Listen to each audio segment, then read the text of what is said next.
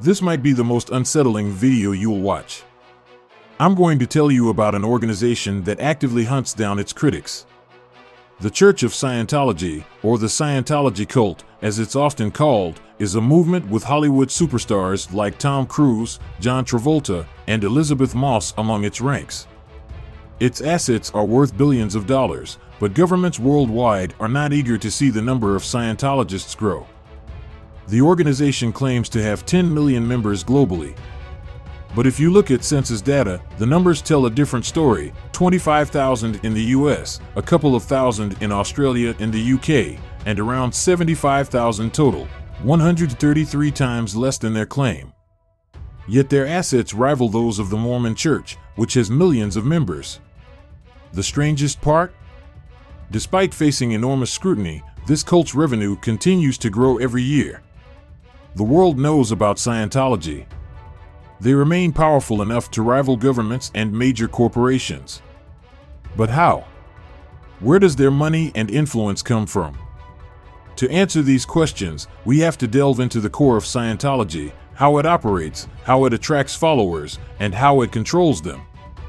Believe me, what you'll learn is terrifying.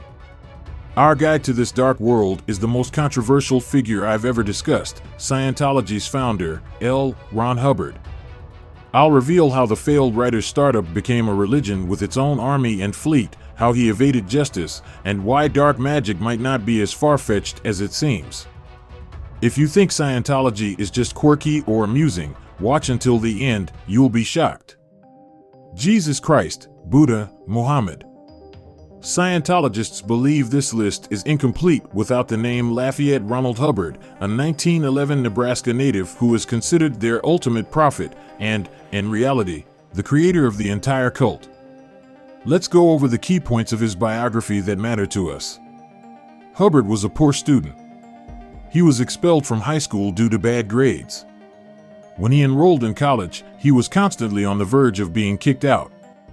In his sophomore year, Hubbard decided to organize a student cruise in the Caribbean. According to him, it was a grand adventure, almost like something out of the Iliad. The cruise was supposed to yield scientific discoveries in biology, unique historical finds, dozens of newspaper articles, and even scripts for sci-fi movies. Hubbard gathered a team of volunteers, negotiated with sailors, and even secured support from the University of Michigan. By 21, Hubbard saw himself as a leader capable of persuading and rallying people. But when it came to execution, the cruise was a spectacular failure. The expedition's funds ran out quickly. After a crew strike, the trip was called off. How did Hubbard respond? Not with humility or shame. Instead, despite financial difficulties, we had a great time and made unique scientific discoveries. What those discoveries were, nobody knows. After the cruise, Hubbard looked at his grades and decided he was done with school. Writing was his real passion, though he wasn't particularly good at it. Still, it was one thing he genuinely enjoyed. He edited school and university newspapers, and this hobby would later become the foundation of his empire. Hubbard had other interests, too, like psychiatry. He interacted with professionals in the field, but keep in mind, this was the 1920s and 30s, before even basic practices like lobotomy were widely known, let alone modern treatments. Soon, Hubbard's hobby took on bizarre characteristics. As a teenager, his parents tried to force him into the U.S. Naval Academy. His grades were too poor, but it was a way to follow in his father's footsteps. He failed his first attempt to enroll, so they sent him to a prep school. On his second attempt, Hubbard faked an illness, claiming eye pain during the exam. He was diagnosed with nearsightedness and dodged admission. Later, he wrote in his diary that his lies seemed to cause him real physical problems. His eyes started hurting, and he developed stomach pain he blamed on his military service. What did Hubbard conclude? Naturally, that thoughts are material and lies bring punishment in the form of physical suffering. His life's biggest revelation came during a dental procedure. Under the influence of anesthetic, he claimed to have a near-death experience.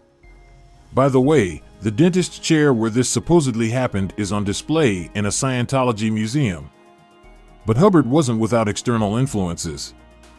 At 16, he discovered the works of Aleister Crowley, a famous occultist and self-proclaimed Satanist. 2 decades later, Hubbard joined forces with John Parsons, the leader of Crowley's U.S. sect.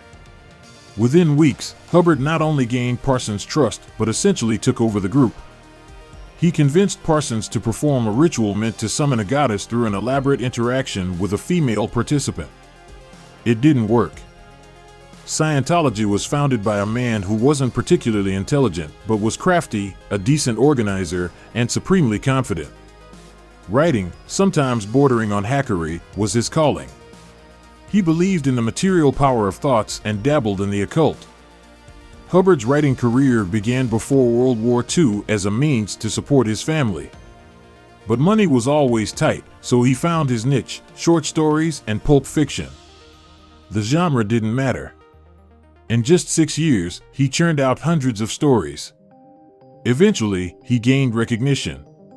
His first novel even received praise from the New York Times. His sci-fi resonated with legends like Isaac Asimov and Ray Bradbury. A recurring theme in his work was survival, overcoming fear, trauma, and negative thoughts. These interests in psychiatry and writing converged in a controversial book, Dianetics, The Modern Science of Mental Health, published in 1950. And that's where Scientology begins. Scientology is essentially Dianetics after a rebranding. Initially, Hubbard's psychiatric theory didn't gain traction, and the company he founded to promote it went bankrupt. It wasn't until 1953 that he created the Church of Scientology, which was essentially the same organization under a new name. This time, however, it was classified as a religious entity, allowing Hubbard to avoid taxes. Hubbard and the Scientologists' belief system is split into 2 parts: the original ideas from Dianetics and everything Hubbard added later. Hubbard was an extraordinary prolific writer, inventing thousands of specialized terms, which Scientologists consider a distinct language, Scientologies. At the core of the teachings is the concept of purity. A pure individual, according to Hubbard, is free from all pain, physical and emotional, achieves higher intelligence, develops photographic memory, and unlocks new levels of consciousness. Essentially, they become superhuman. Scientology's stated goal is to purify every person on Earth. It combines Hubbard's belief in the material power of thought with the promise of overcoming fear. Where does fear come from? Let's break it down simply. You have a soul called a Thetan. Actually, you are the Thetan, your personality and essence are the Thetan itself. It's immortal, passing from one body to the next, much like reincarnation in Buddhism. Along the way, the Thetan accumulates trauma stored in your reactive mind, akin to Freud's unconscious mind. You might not consciously remember these traumas; they could stem from your time in the womb or even past lives. Still, they are there and must be addressed. Convenient, isn't it? Enter the specialists, auditors. These are trained individuals who perform auditing, a process akin to a psychological review, to uncover these traumas. Auditing is done through conversation or with the help of a device called an e-meter, which measures electromagnetic activity to assess stress and pain levels. During an auditing session, guided by a skilled auditor, you enter a trance or hypnotic state to access deep-seated fears. Auditing is the main activity for Scientologists.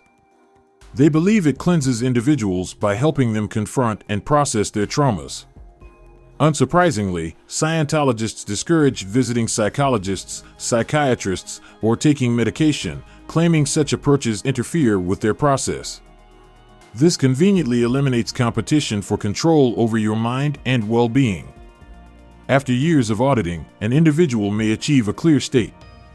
From there, one can continue ascending to higher levels of enlightenment.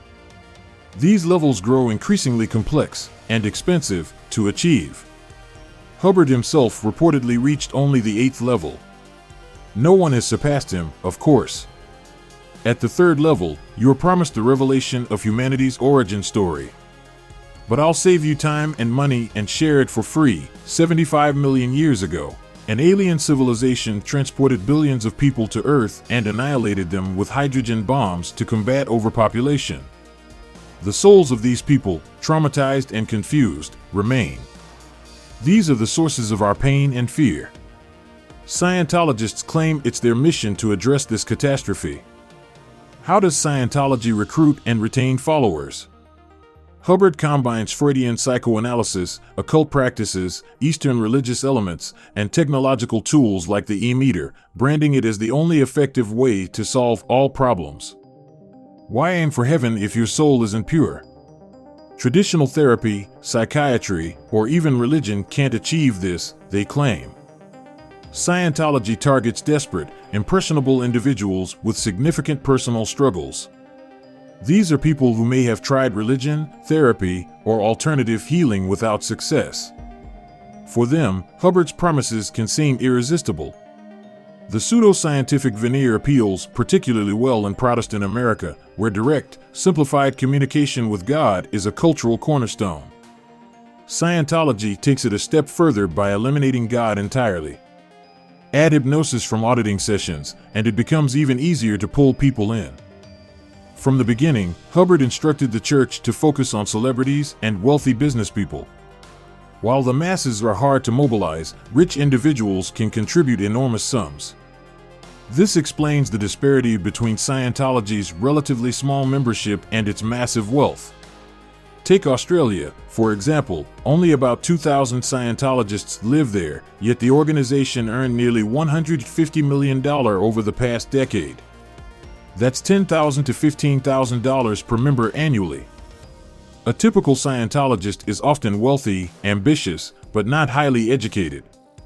Think of those successful tech entrepreneurs who make good money and suddenly dive into spiritual practices or exclusive groups promising enlightenment. Ambition and a desire for personal growth are exactly what Scientology exploits.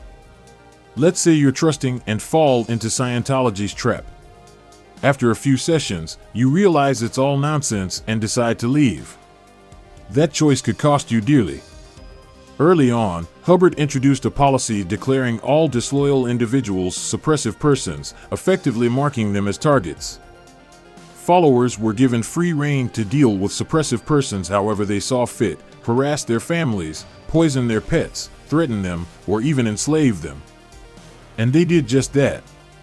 The Church of Scientology has always understood its audience well, wealthy and famous individuals. While the goal of cleansing the world sounds noble, it quickly takes a back seat when money enters the equation. For Hubbard, Scientology was a facade, allowing him to promote his eccentric version of psychoanalysis while making a fortune. The focus on celebrities and the affluent was a calculated strategy, targeting opinion leaders who would pay the organization instead of being paid to advertise it. These funds were reinvested to grow Scientology's reach. In its early days, Hubbard's charisma did most of the heavy lifting. He genuinely believed himself to be a genius and never doubted his proclamations. Word of mouth and volunteer efforts followed, and once the organization had enough money, it expanded into educational centers, advertising, and full-fledged media production. Scientologists have never cared about their bad reputation because their aim was never to become a mass movement. Instead, they identified enemies, government agencies, national security organizations, Interpol, and the global psychological and psychiatric industries, essentially, any group that hindered Scientology's growth. To counter these threats, Hubbard created a special affairs division within the church called the Office of Guardians, tasked with defending Scientology's interests. One infamous example is Operation Snow White in 1973.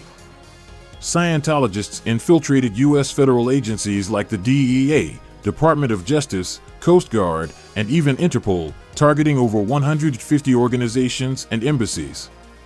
They took jobs as clerks, security guards, and janitors to steal or destroy documents that could harm Hubbard's organization, such as records on tax evasion or surveillance files. They also copied useful information, forged documents, planted false data, and bugged secret meetings. The operation lasted for years before its participants, though not Hubbard himself, were caught. The extent of the data stolen or destroyed remains unknown. Another example is Operations Dynamite and Freakout, targeting journalist Paulette Cooper. After she criticized Scientology in her book, Cooper endured 5 years of relentless harassment. This included stalking, lawsuits, and home invasions. Most disturbingly, Scientologists forged terrorist threats in her name and sent them to Arab consulates in New York, attempting to have her jailed or institutionalized. Hubbard's vendetta against psychologists and psychiatrists has its own backstory. Early in his life, Hubbard stole the girlfriend of occultist Jack Parsons, married her, and subjected her to physical and emotional abuse. A year after Dianetics was published, his wife sought help from a psychiatrist to have Hubbard declared insane and institutionalized. When Hubbard learned of her plan, he kidnapped her, locked her in their home, and sent their 1-year-old daughter to Cuba, claiming to have killed the child. The wife only reunited with her daughter after publicly recanting her accusations and praising Hubbard as a model husband. Hubbard's paranoia extended to the entire mental health field. He claimed doctors were communist agents and ordered his followers to fabricate crimes, murders, assaults, or rapes for every psychologist and psychiatrist they encountered. Although it's unclear how successful these plots were, Scientologists succeeded in creating chaos. At the heart of Scientology's operations was tax evasion. Since its founding, Hubbard's church avoided taxes by claiming religious exemption. However, the IRS determined that much of Scientology's income, about 10%, went directly to Hubbard, classifying it as a business rather than a religion. The IRS revoked its tax-exempt status. Scientology responded with its usual playbook, sabotage. This time, they overwhelmed the IRS with millions of documents, mixing authentic records with forgeries and deliberately disorganizing them. The IRS, unable to sort through the chaos, was paralyzed. How did Hubbard manage to transform his cult into a paramilitary operation? The answer lies in his inner circle, composed of fiercely loyal individuals, many of whom took personal risks. The Office of Guardians was led by his wife, not the one he kidnapped, but a more compliant successor. His charisma was almost supernatural, his orders were carried out without question. The rank-and-file operatives were heavily indoctrinated, believing that saving the church was essential for purifying their own souls. Hubbard was so desperate to escape the IRS that he lived on a ship in international waters for years. And it was all for astronomical sums of money. By 2010, Scientology's U.S. assets were valued at $1.5 billion. In Australia, its 2016 assets totaled nearly $120 million, an average of $70,000 per member. Extrapolating from the U.S. membership numbers, there were 27 times as many Scientologists as in Australia, suggesting total assets of at least $3.2 billion in America. Globally, with approximately 75,000 members, Scientology's assets likely reached $5.4 billion, and that's a conservative estimate from a decade ago. The organization's profitability was staggering, with a margin of 30%, generating annual profits of $220 to $330 million. How does this money-making machine work? Imagine you're a new Scientologist aiming to achieve the highest level of purity, known as Level 8. Be prepared to pay up. Scientology's Bridge to Total Freedom is essentially a curriculum divided into tiers, with the lowest levels targeting the most desperate and vulnerable individuals. Let's say you start at level -4, Need for Change. At this stage, auditing sessions are relatively affordable, $25 for a 2.5-hour session. Bulk packages are cheaper, for example, 12 hours cost $100. The number of sessions required to advance depends on your progress, as determined by your auditor.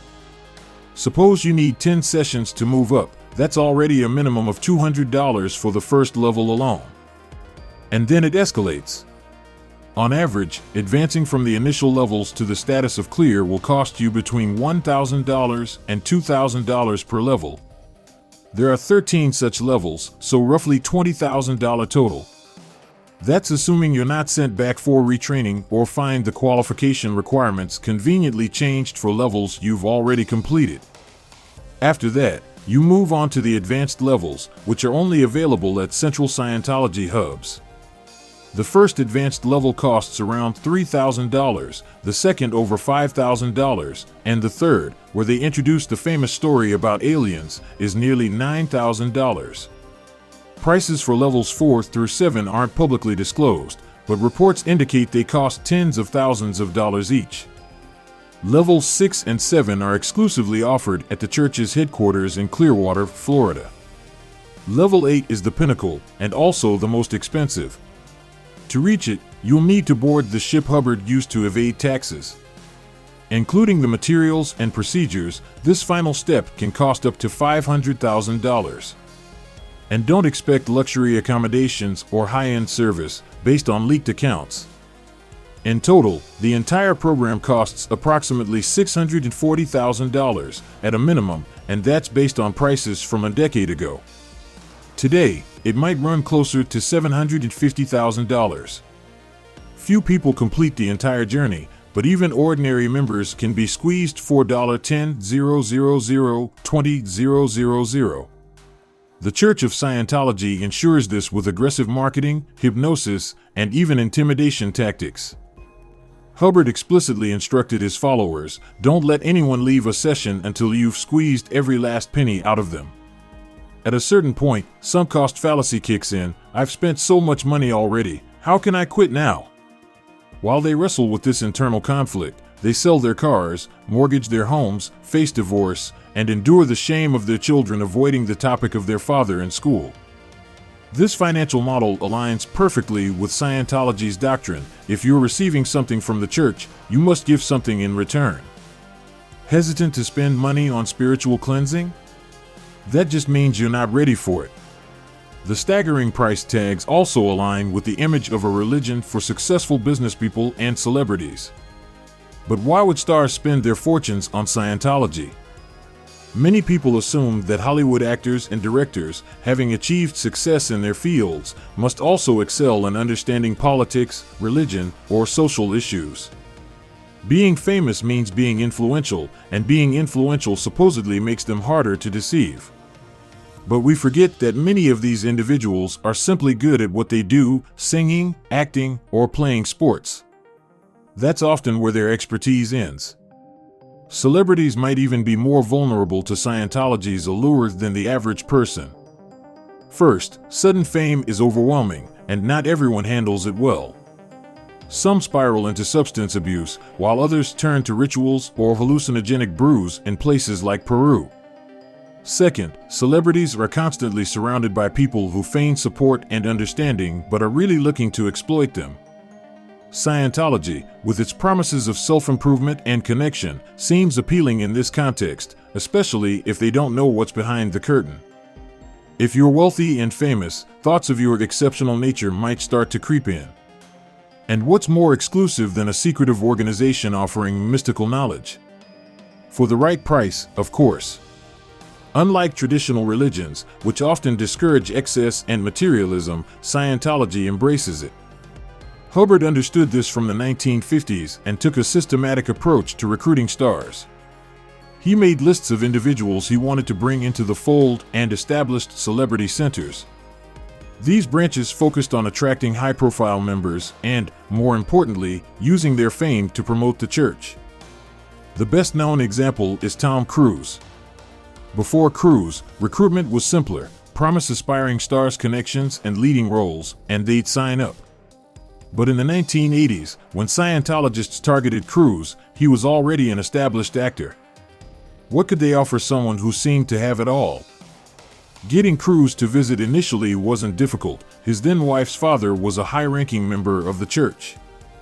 But that wasn't enough. David Miscavige, Hubbard's successor as leader of Scientology, personally took charge. He invited Cruise to a secretive base that had been completely renovated for the occasion. Miscavige courted Cruise like a romantic partner, taking him on motorcycle rides, to movies, and even to shooting ranges. Knowing Cruise had a fear of firearms, Miscavige helped him overcome it, earning Cruise's eternal gratitude. This even had a positive impact on Cruise's career. 4 months, Cruise and his new love, Nicole Kidman, were provided with fresh, luxurious accommodations. A $200,000 tennis court was even built just for them. Miscavige once overheard Cruise mentioning he'd love to run barefoot through a field of flowers. He immediately ordered 20 staff members to dig up a lawn at the church's central compound in the pouring rain and plant wildflowers. Tens of thousands of dollars later, the flowers never bloomed. Scientology leaders knew they could spend lavishly on Cruz because, first, he'd return some of it. Second, his presence would attract other wealthy and famous people without needing to plant any more flowers. The church even hired a housekeeper, chef, and nanny for the couple, all of whom were high-ranking Scientologists. Naturally, these staff members spied on the couple and reported everything they saw and heard back to Miscavige. Kidman, in particular, was under close surveillance because she was uncomfortable with her husband's growing involvement in Scientology. Around the mid-90s, about 7 years after joining the church, Cruz reached the third level and learned the infamous story of aliens and hydrogen bombs. This revelation turned him away from Scientology for a couple of years, understandably so. At the time, Cruz and Kidman were spending long hours on the set of Kubrick's Eyes Wide Shut. The isolation from Scientologists, coupled with Kidman's influence, further distanced Cruz from the church and Miscavige. What did Miscavige do? He deployed his best operatives to reprogram Cruz. The mission was a success. Cruz returned as a devoted Scientologist, fell out with his wife, and began publicly defending the church as a loyal follower of Hubbard. What did the church get in return? Miscavige once casually asked Cruz to help out with Germany. At the time, the country refused to recognize Scientology as a religion and taxed it heavily.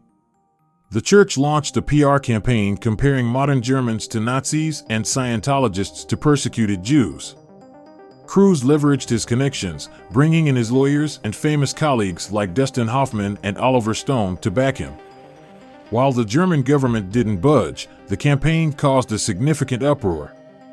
Before Cruz, the cult's main celebrity was John Travolta, who has spent decades shielding Scientology from journalistic attacks. Then there's Elizabeth Moss, who's been a Scientologist since childhood, thanks to her parents. Nancy Cartwright, the voice of Bart Simpson, once earned the church's Patron Laureate of Unprecedented Magnitude title after donating $20 million. From a marketing perspective, this is a phenomenal result. The Church of Scientology invested a few $1 million in cultivating celebrity endorsements but reaped benefits for decades. PR is a major expenditure for Scientology.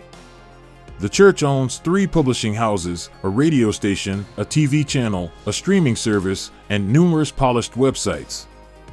This PR strategy explains much of Scientology's success: dazzling promises, a focus on the quality of donors over quantity, aggressive tax evasion, and celebrity-driven promotion that pays for itself. But even powerful connections don't fully explain how Scientology avoided accountability for stealing documents, issuing threats, and infiltrating government offices.